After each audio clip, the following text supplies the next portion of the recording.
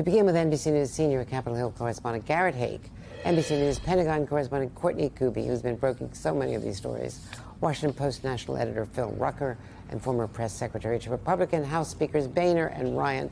Brendan, Buck, Courtney, first to you. You broke the story about the drinking concerns at Fox News. What more did you learn? Yeah, Andrea, and it comes on the heels of a number of different stories with allegations and accusations about character concerns regarding Pete Hegseth. So, of course, we've heard about allegations that he was involved in a potential sexual assault. Of course, there was a payment to the woman who made that claim. There were never any charges filed. There's also been concerns about financial mismanagement. We heard about that in the New Yorker article over the weekend from his time when he was working for a nonprofit that advocated for veterans. And then there have been a number of different cases and instances where former colleagues of him have talked about his excessive drinking. Of course, the New Yorker talked about it during his time at that veterans advocacy group. But now we are learning, according to these 10 current and former Fox News employees, that there was a lot of concern about his time while he was serving as a host of the popular weekend show Fox and Friends. Now, these individuals told us about cases where he would show up literally only minutes before the show would begin at 6 a.m. on the weekends. At times, he would still be hungover from the night before, sometimes talking about how he had barely slept or not slept at all. And there were even instances when he would come in still smelling of alcohol from being out the night before. And these cases and these circumstances caused additional stress and pressure on these people. Some of them telling us, again, these are people who worked closely with him, saying that it caused additional stress and pressure on the show, on his colleagues, and that some of them telling us, in fact, it should be disqualifying his excessive drinking. Now, as you mentioned, the Trump transition team completely denied these allegations, saying that they are false. But as you also said, Andrea, we have 10 individuals who worked with him, current and former employees, who are telling us a very clear and common narrative about a pattern of behavior that occurred over the course of years while he was in that job. And Garrett, Hegseth's political future certainly seems in jeopardy. DeSantis' confirmation would be a lot easier. There are others, but there are still bitter feelings towards DeSantis inside Trump world. Take us through that. Yeah, I mean, two separate issues here, really, Andrea. On the DeSantis part of it, I think, Donald Trump sort of famously loves a convert. If Ron DeSantis is willing to take a job with Donald Trump, I think Trump himself would probably be willing to give him one. I think it's likely that there's more hard feelings between the staffs, including someone like Susie Wiles, who, had been forced out of DeSantis' inner circle before she went back to work for Trump this last time. There's just not a lot of good feeling between their two political operations right now. Now, of course, that only matters if Hegseth withdraws his nomination or is told to withdraw it by Donald Trump. And I don't think that's at all clear at this moment. Trump likes a fighter. And what we're seeing, I think, today from Hegseth, including in that clip you showed just a moment ago, and the fact that he's sitting down for at least one interview today with Megyn Kelly, is that he is doing more fighting on his own behalf today. Even had his mother appearing on Fox News this morning to dispute or clean up the episode about the email she had sent to him back in 2018, suggesting he abused women at that time. Here's what she said on Fox today. We all believe in him. We really believe that he is not that man he was 7 years ago. Pete is a new person. He's redeemed, forgiven, changed. I think we all are after 7 years. I believe he's the man for the job.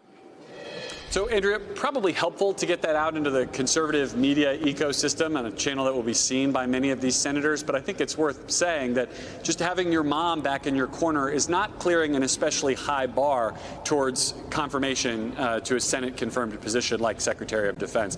And, Andrea, I'll add one other note on the expanding Trump team here. Peter Navarro, former trade advisor to Donald Trump, will once again be a trade advisor to Donald Trump. He just announced on Truth Social this morning. Navarro, of course, went to prison for contempt of Congress, refusing to talk to the January 6th committee. He's out. He's back on the Trump team, and he will be back in the new Trump White House, we learned today. And he didn't only do trade, because he got deeply involved in countering a lot of the advice from the CDC on COVID and coming up with, some of the really strange concoctions that were marketed and purchased by the U.S. government to the tune of millions and millions of dollars, which were harmful and not at all cures for COVID. Again, it's all advice. You're on a variety of subjects. Yes. Garrett, thank you so much. Phil Rucker, let's talk about the FBI, because the Trump transition has finally agreed. They've signed the MOU, the agreements to let the FBI do background checks on his choices.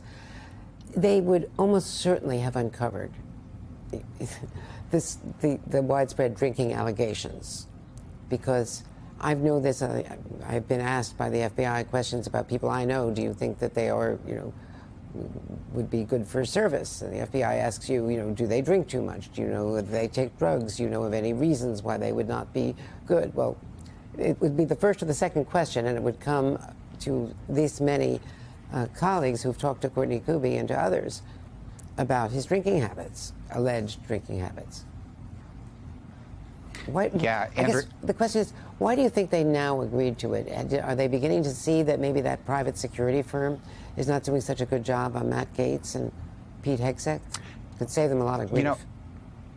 Yeah, certainly that could be one reason why they agreed to permit these FBI background checks. But it's also notable that key senators, including the Senate Republican leader John Thune of South Dakota, have been saying that they think it's essential that these nominees in the formal nomination process, which will take place once the new Senate is and the president is sworn in January, that these background checks be a part of that process. And so, we've seen Trump rush very quickly in the days after the election to start to name the members of his cabinet without going through the kind of formal and elongated background check vetting process that normally would be a part of a presidential transition. But now letting the FBI conduct these checks will really more thoroughly vet these candidates, especially those who are going to have national security portfolios and require those security clearances and be making a lot of key decisions that affect the U.S. and the world.